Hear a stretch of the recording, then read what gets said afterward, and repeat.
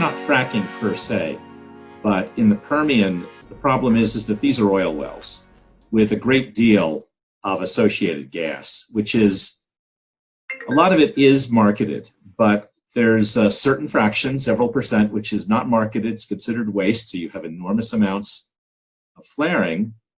And that also implies that the people who are flaring aren't really very interested in keeping the gas in the pipe, as Tim Gould just pointed out, one would like to do. There is, in fact, no kind of market for it in the sense that the cost of transmission to pricing hubs is greater than what you could get there. So it's a little bit sloppy, and it needs to be tightened up, as several people have pointed out.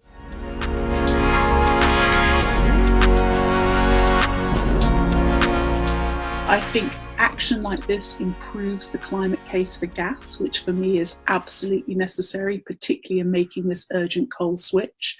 This is a very low in many cases, a low abatement cost solutions, and we have this pinpoint precision now on where we have to act, and then of course how we have to act for what is the most potent but short duration greenhouse gases that we are dealing with today. And I think for this, getting on with this, as the exam question today is, what are we waiting for? My answer is, let's just move out of this circular conversation and have companies, investors, and particularly countries who want to include this change in their NDCs getting on with it.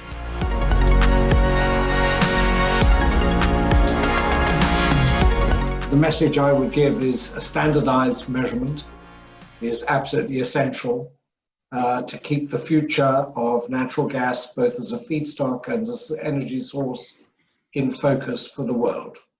And this is where we have to go, standardized measurement of methane and where it's going.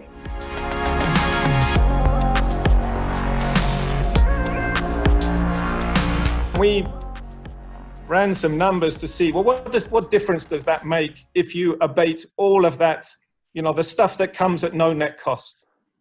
And what we found was that it has the same implications for global temperature at the end of the 21st century as you would get from immediately shutting down all of China's coal plants and replacing them with zero carbon electricity.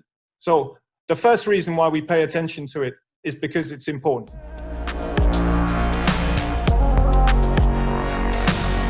What Kayrros is trying to do here is going to play right into a massive dynamic for institutional investing across all asset classes.